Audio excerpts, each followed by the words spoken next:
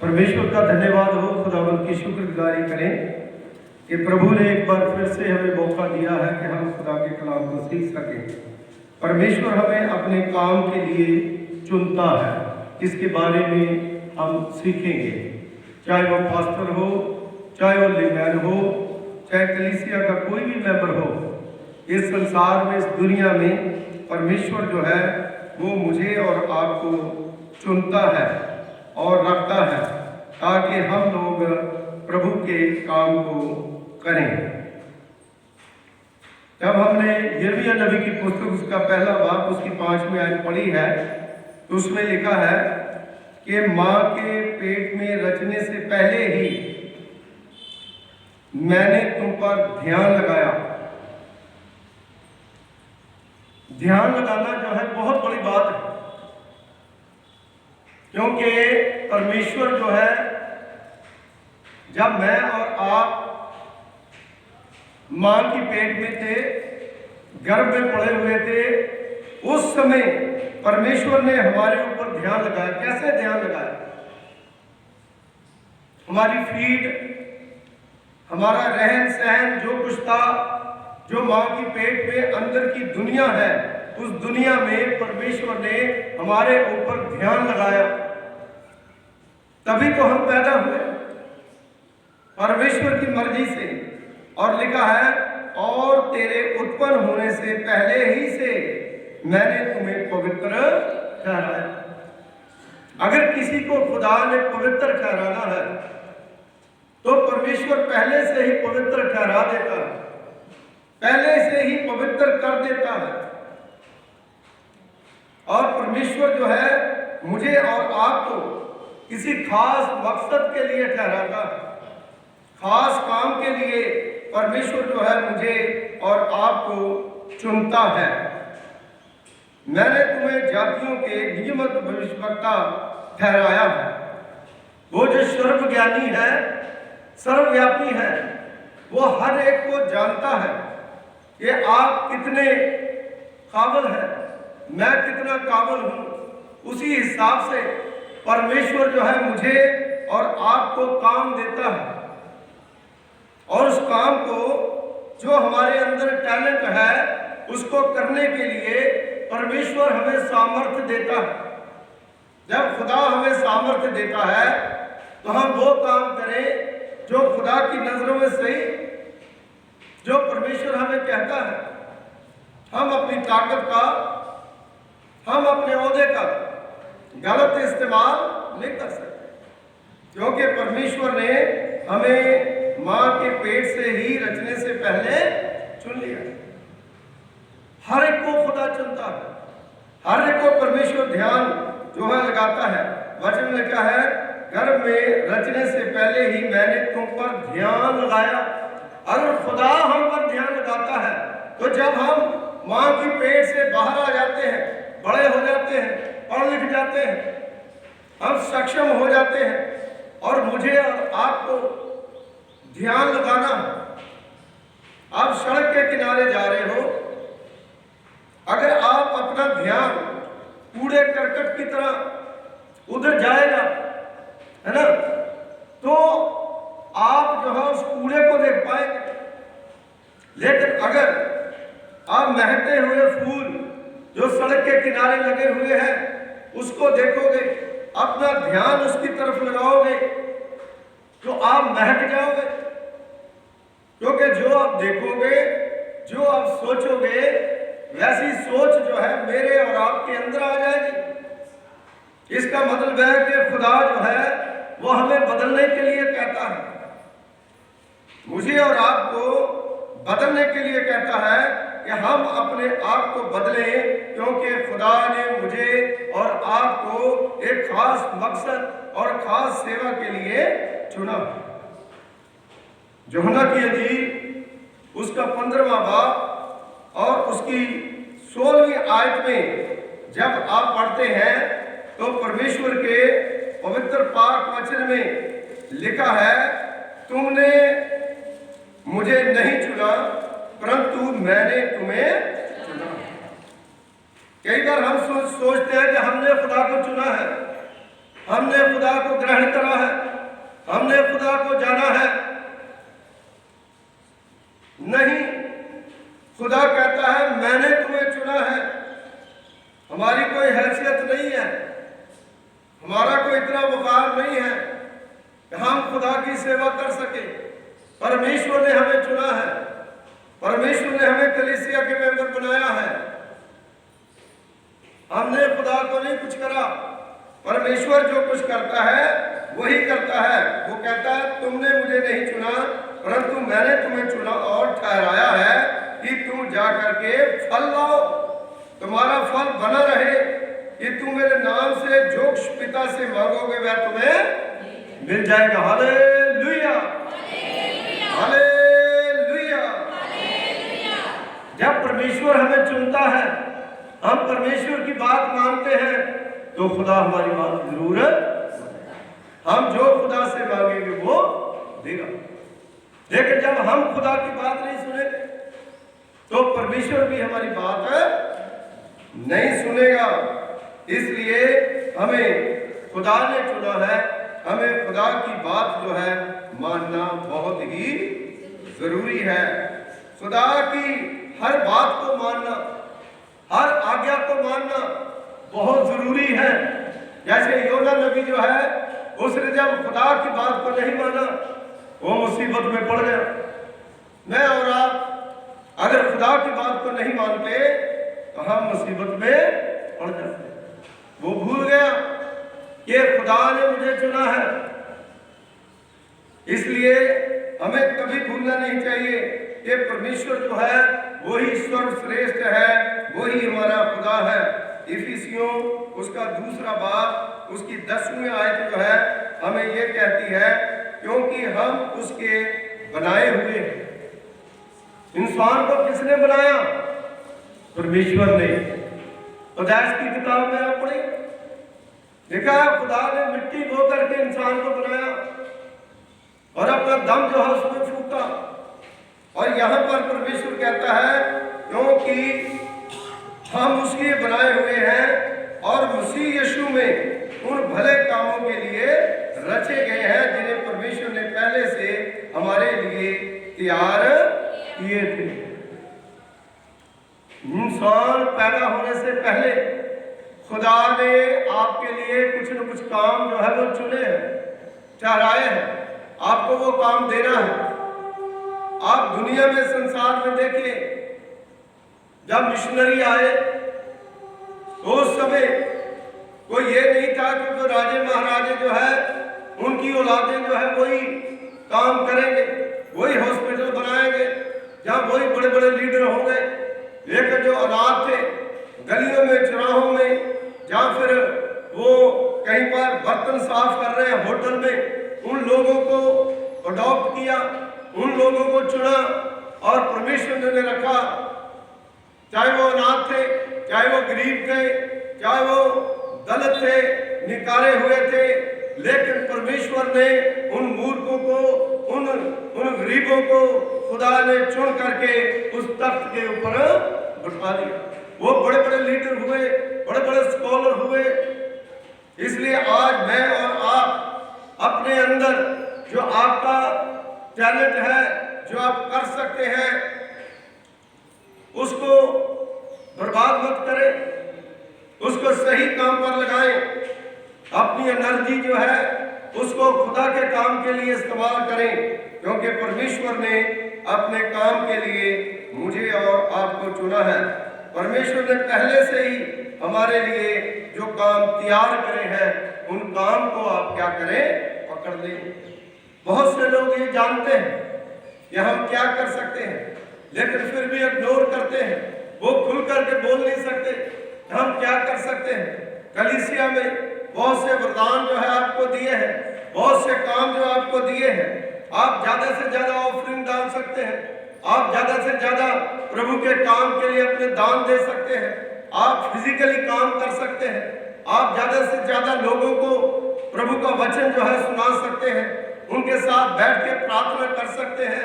आपको बहुत से टैलेंट दिए हैं। आप अपनी बुद्धि को, अपनी अक्ल को सही इस्तेमाल करें। ताकि परमेश्वर के घर में आपको आशीष का फल मिले। मैं और आप हर एक जन सब वो काम कर सकते हैं जो खुदा मुझे और आपको करने के लिए कहता है। रोमियो की पुस्तक उसका 11वां बाब उसकी 29वें आयत में लिखा है, क्योंकि परमेश्वर अपने वरदानों और बुलाहट से पछताता नहीं है। आपके पास वरदान है, आपके पास बुलाहट है, तो अपनी बुलाहट को पहचाने। खुदा ने मुझे और आपको किसके लिए बुलाया, किस काम के लिए खुदा ने मुझे पैदा करा, क्या काम मुझे करना चाहिए था। लेकिन जिसकी जिंदगी में एक बार खुदा आ जाता है, खुदा उसे बैठने नहीं देता, खुदा उसे इतना काम देता है। खुदा के कलाम में लिखा है, जिन्होंने जिनको तोड़े दिए थे, जिन्होंने एक के दो के चार करे, जिन्होंने ज्यादा करे, उनको बहुत सी चीजों के ऊपर मुख्तियार ठहराया। खुदा ने और जिम्मेदारी दी, और मैं और आप अगर खुदा के कामों की जिम्मेदारी लेंगे तो परमेश्वर जो है आपके परिवार के, आपके घर के अंग संग साथ रहेगा। और जब परमेश्वर हमें जिम्मेदारियां देता है, कई बार हम चिंता करते हैं। एक फैमिली वाला जो अपने परिवार की चिंता करता है, मेरे परिवार की जिम्मेदारी बहुत है, मेरे बच्चों की फीस देनी है, हमारे घर की कमाई इतनी नहीं है, हम क्या करें। मेरी बहनों, मेरे भाइयों, अगर परमेश्वर ने आपको छू लिया है, खुदा ने आपको चुन लिया है, आपको चिंता करने की जरूरत नहीं है, क्योंकि खुदा के कलाम में ऐसे ऐसे वचन हैं जो आपको संभालते हैं। वो आपके जीवन का हिस्सा बन जाना चाहिए। आपके मन में सुख शांति उसके द्वारा आ जानी चाहिए। जैसे पहला पत्रस उसका 5वां बाब उसकी 7वें आयत में लिखा है, अपनी सारी चिंता उस पर डाल दे, क्योंकि उसको तुम्हारा ध्यान है। मां की पेट में भी आपका ध्यान है और संसार में भी आपका उसको ध्यान है। वो पूरा ध्यान लगाता है आपकी रोटी के लिए, आपके कपड़े के लिए, आपकी चिंता के लिए, हर चीज के लिए परमेश्वर जो है आपके ऊपर ध्यान लगाता है। मैं और आप विश्वास करें। इसका अर्थ ये है कि ये वचन हमें याद दिलाता है कि अकेले अपनी परेशानियों का बोझ ना ढोए। हम क्यों अपनी परेशानियों का बोझ ढोए? क्योंकि हमारा परमेश्वर कहता है कि तू सारी चिंता मुझ पर डाल दे। प्रभु आपकी सुधि लेता है, वो हर चिंता जो है आपकी दूर करता है। जैसे माता संभालती है वैसे यीशु संभालता है, और आपके सारे चिंता, सारा बोझ, सारी परेशानियां वो अपने ऊपर ले लेता है। भजन संहिता उसका 55 और उसकी 22वें आयत में लिखा है, अपना बोझ यहोवा पर डालो। देखो, अपना बोझ यहोवा पर, जैसे कोई जा रहा है, उसने बहुत सा बोझ उठा रखा है, और वो बोझ जो है अगर दूसरे के ऊपर हम दे देते हैं तो जो बोझ है वो हल्का हो जाता है। एक बार प्रभु यीशु मसीह जब कलवरी क्रूस उठा करके जा रहा था, तो एक सज्जन ने उसका क्रूस उठाया और प्रभु यीशु मसीह को थोड़ी देर के लिए राहत दी। लेकिन वो प्रभु यीशु मसीह सारी दुनिया का बोझ उठा के ले जाता, पाप का बोझ, गुनाह का बोझ, टेंशन का बोझ, परेशानी का बोझ, दिक्कतें, ये सारी जो है हमें छोड़नी है और परमेश्वर की ओर ध्यान देना है। क्योंकि वचन में लिखा है, वह धर्मी को कभी टलने ना देगा। जो धार्मिकता से चलते हैं वो कभी उसको गिरने नहीं देगा। भजन संहिता उसका 27वां अध्याय उसकी 10वीं आयत में लिखा है, जब मेरे पिता और मेरी माता तुझे त्याग देंगे तब भी यहोवा प्रभु मेरी संभाल लेता है। परमेश्वर जो है वो हर समय, हर हालात में, हर परिस्थिति में अपने लोगों को संभालता है और तंदुरुस्ती देता है।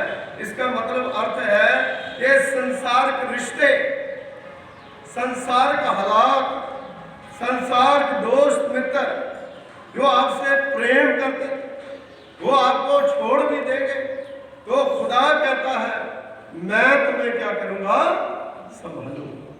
हालेलुया।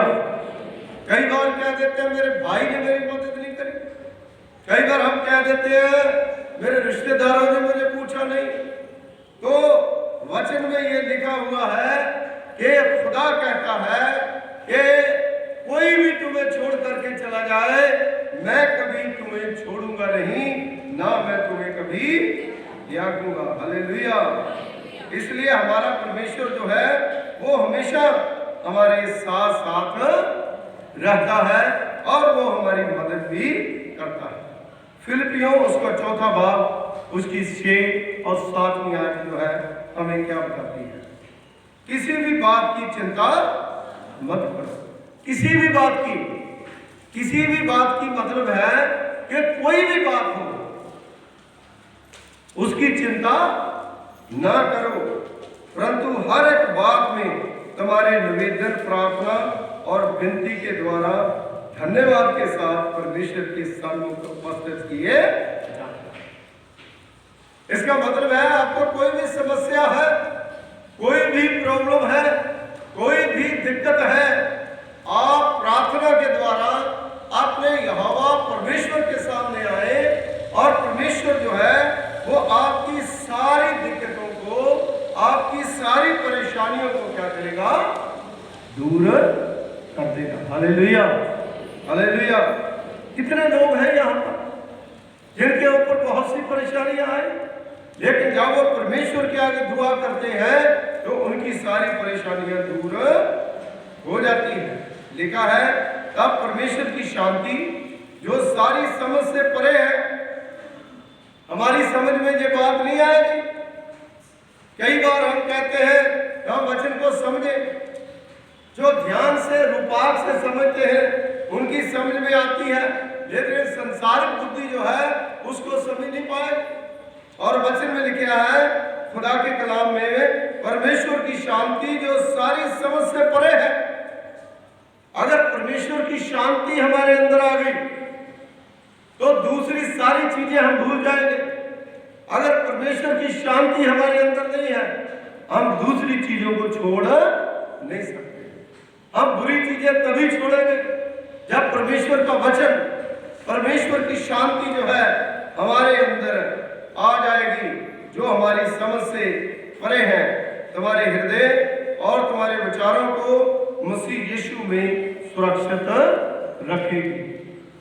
मेरे विचार जो है वो बुरे बुरे कई बार होते हैं, आपके विचार जो है कई बार बड़े बुरे होते हैं, लेकिन खुदा का कलाम जब हम पढ़ते हैं, परमेश्वर का वचन पढ़ते हैं, वो बुरे विचारों को खुदा निकाल देता है। अच्छे विचार जो हमारे मन में आते हैं, अच्छी बातें जो हमारे मन में आती हैं। बुरा विचार जो है किसी के भी मन में आ सकता है, लेकिन जो लोग प्रभु के लोग हैं वो कभी किसी का बुरा नहीं करेंगे। हमेशा वो अच्छे विचार जो है वो रखेंगे। लिखा है और तुम्हारे विचारों को मसीह यीशु में सुरक्षित रखेगा।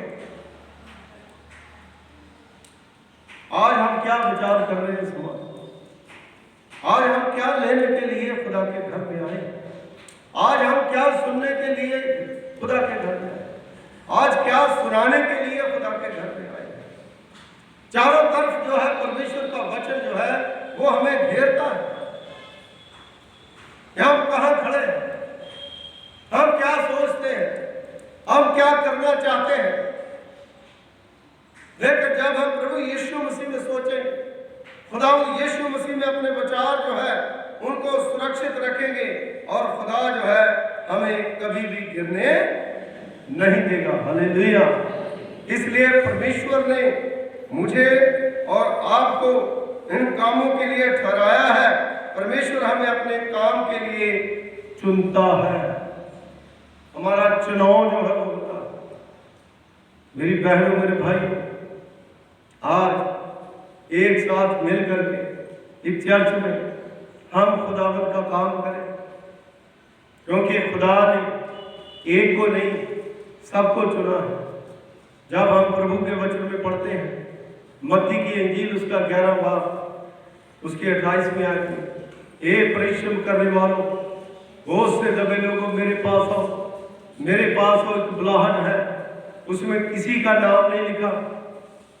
खुदा के कलाम में लिखा है, जितने लोग संसार में जो बोझ से दबे हुए हैं, जो तकलीफों से दबे हुए हैं, वो मेरे पास आए। मेरे पास आए, बुलाहट है, बुला रहा है खुदा मुझे और आपको। उस बुलाहट को समझे। मैं तुम्हें विश्राम दूंगा, मेरा जुआ अपने ऊपर ले लो, क्योंकि वो हल्का और मुलायम है।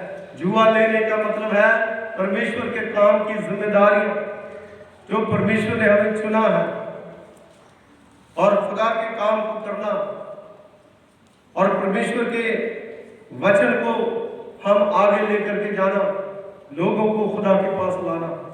आपका जीवन और मेरा जीवन ऐसा होना चाहिए कि खुदा जो है और लोग जो है आपके जीवन के द्वारा परमेश्वर के जीवन की बातें जो वचन में पाई जाती हैं खींचे चले आओ, और खुदा के साथ जुड़ जाए, और परमेश्वर की महिमा करें, और खुदा की महिमा ऐसी हो कि आप जो मांगे आपको पहले खुदा बता दे। आपको भविष्यवक्ता ठहराता, आपको पास्टर ठहराता है, आपको काम करने के लिए हर जिम्मेदारी जो है वो परमेश्वर देता है।